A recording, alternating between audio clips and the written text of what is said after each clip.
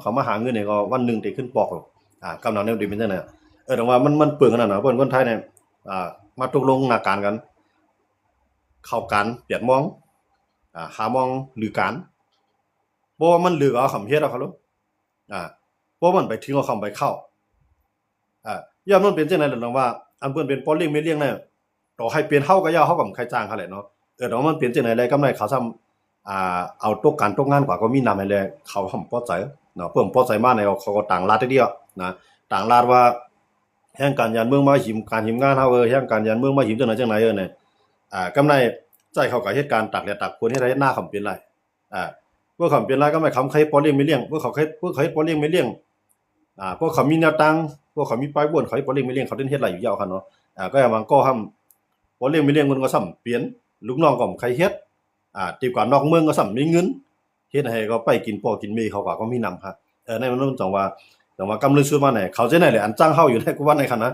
เขาจะไหนที่เขาตกการตกงานให้ก็จ้างแหเนาะหลายหลายรองหานั่นเนาะกำไรเพราะว่ากว่าห้องยาพวกกับห้องยาเนี่ยกวนแห่งการยานเมืองในคำกว่าเจ้ามันใช่คั่นเนี่ยดูแลคิวหั่นเนาะก็ได้บอกคนไทยเขากว่าพี่น้องไทยเขากว่าเขาก็บ่ได้ก็เอาคิวเหมือนเฮาเนาะซ้ำกว่าลาเนาะสมมุติมันเลยไปเที่ยวมันยาวน่ะเสียงเขายามเป็นวันเนี่ยอันนี้ก็เขาก็จ้างมานึงยามว่าเนี่ยเพราะว่ามีแห่งการยานเมืองจังได๋เฮามากำกับเฮาหลูยาเฮาหลูมือว่าเขาได้บ่นจังได๋เนาะค่ะเนาะ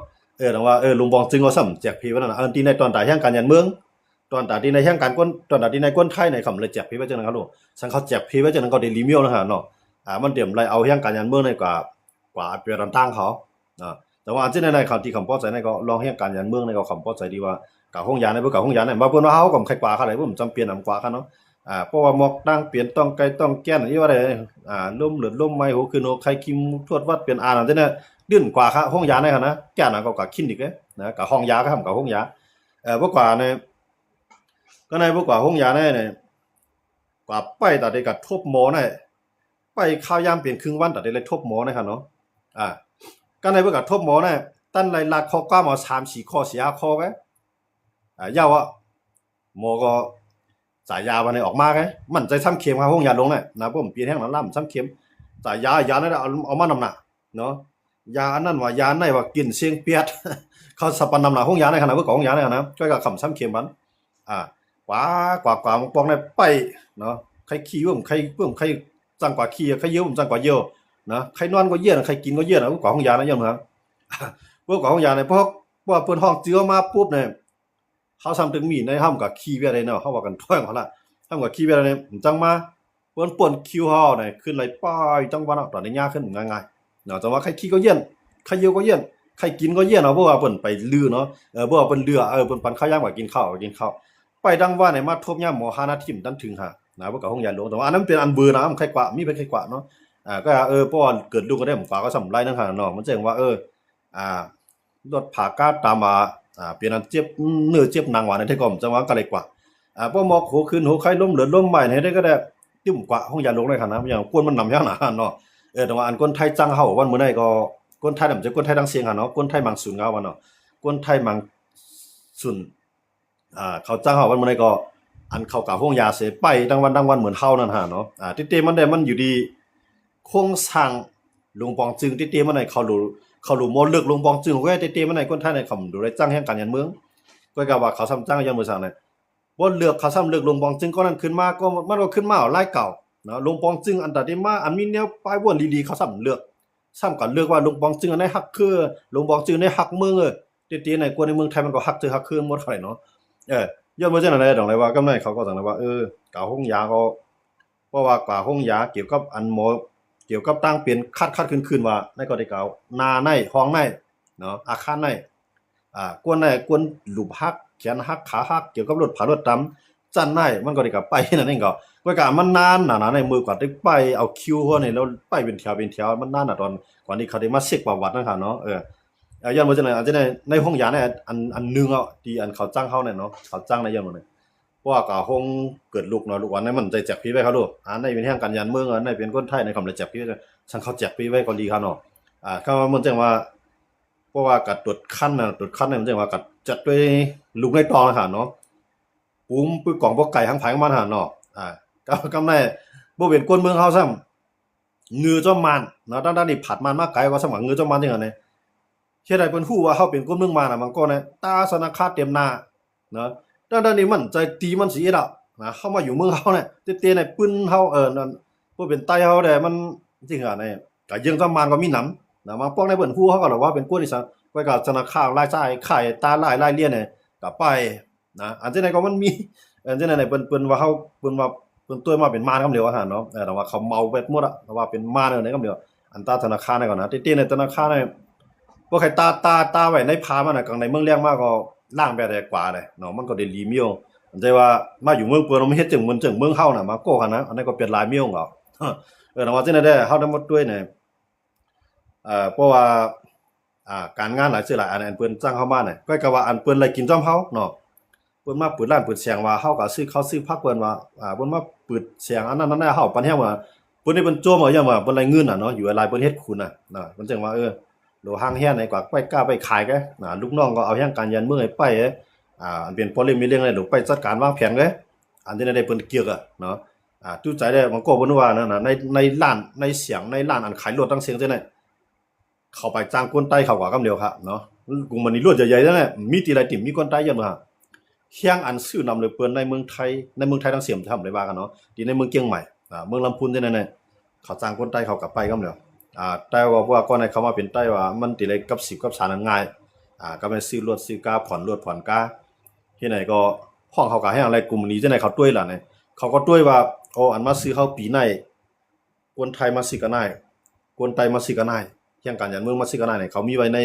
นตารางคำหมดอะหั่นเนาะดังว่าเขาว่ารถมือหนึ่งว่ามือสองว่าครับเนาะพอหมอเฮ็ดก็ไตหมอเฮ็ดก็แห่งการยันเมืองเนี่ยมีก็อะไรก็นั่นค่ะเนาะเบิ่กวนอันขี้เกเฮตาเพิ่นมายืมการเฮาเพิ่นมายืมงานเฮาเนี่ยหมอใจเงี้ยเนาะก็เขาก็เป็นคนผ่านเอาแต่วันยังคำนั่นคั่นน่ะนะจังว่าเนี่ยปลายวนเขามันกว้างเขาโดเขาเดี๋ยวตื้อตั้งซิแหละมีตังเรานำๆดีแน่ๆเฮาได้อะไรเงินที่ตังเราแห่งการยันเมืองเขาเนี่ยเขาทำวนคั่นน่ะเนาะอันเพิ่นบ่วนได้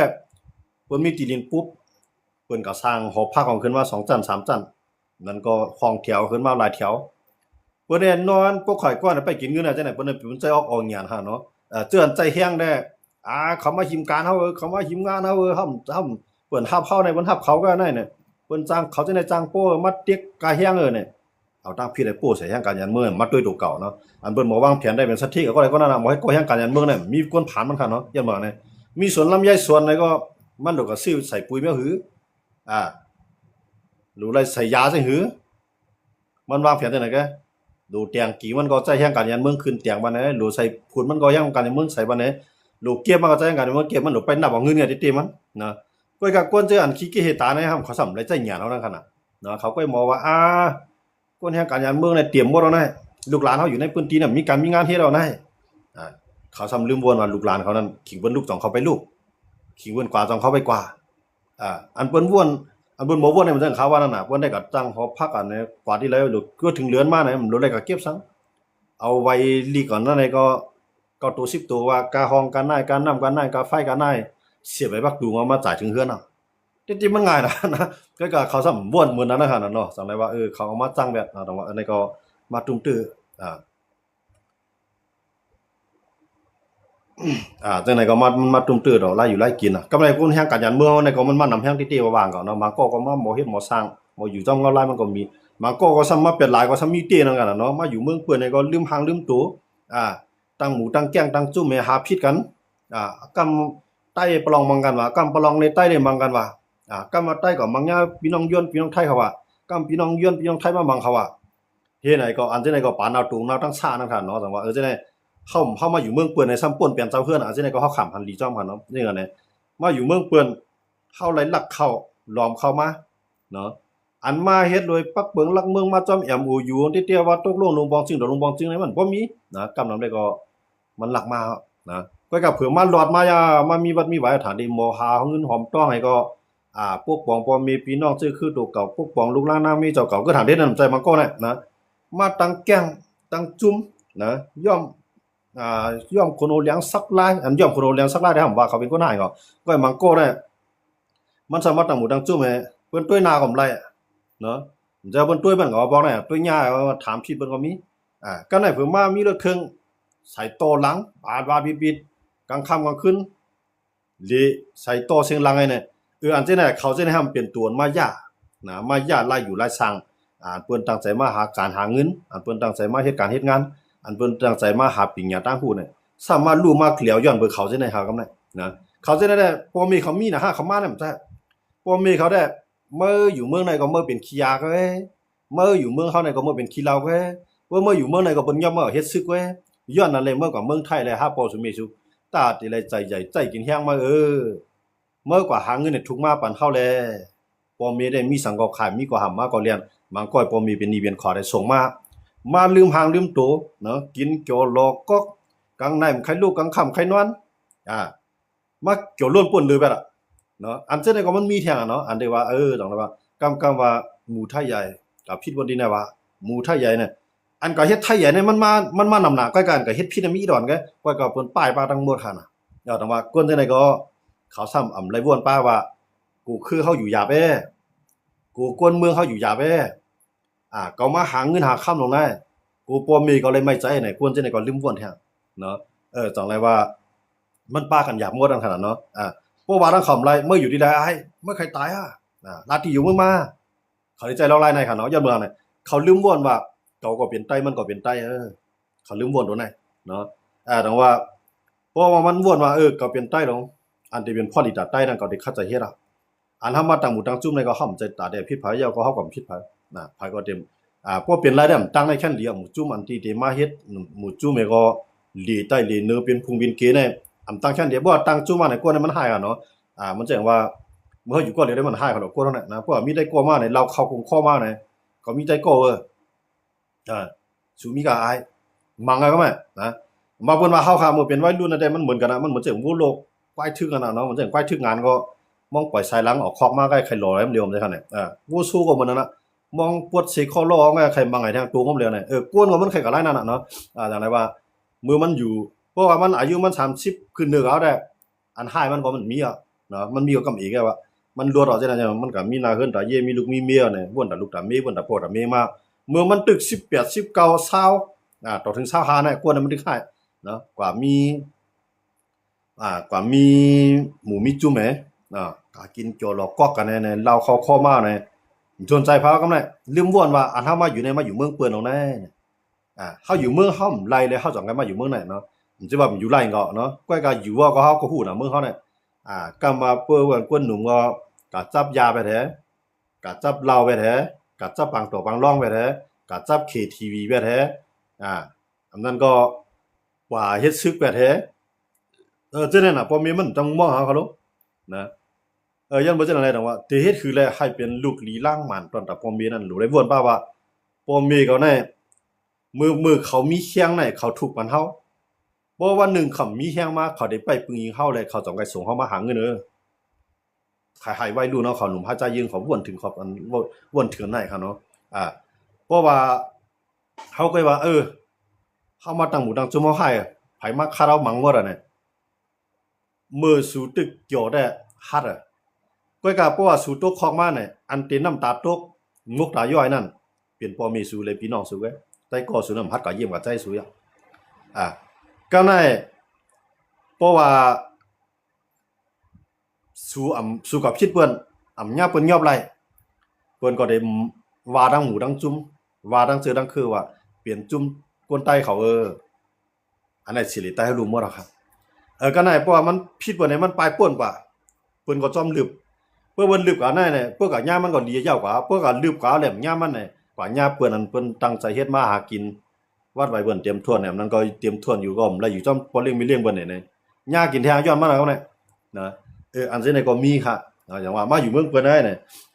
ถ้าว่าคนเมืองเปิ้นได้อันเปิ้นกว่าเฮาหลตัวที่เฮากับเมืองเหมือนจังว่ากวนต่างเมืองอันเข้ากับอยู่ในเมืองอเมริกันอยู่ในเมืองเกี่ยวปานอยู่ในเมืองสิงคโปร์เปิ้นตึ้มมีข่าวว่าเฮียงการยานเมืองมาเฮ็ดให้คนเมืองเปิ้นอะไรเปิ้นมีกำเหลียวค่ะเฮียงการยานเมืองมาสร้างปันตั้งหรือตั้งใหม่คนเมืองเปิ้นนั่นมีกำเหลียวค่ะคนไทยกว่าเมืองอิสราเอลมีตั้งนำค่ะคนไทยกว่าตั้งหมู่ตั้งจุ่มให้ผิดกันในเมืองอิสราเอลเนี่ยมีค่ะ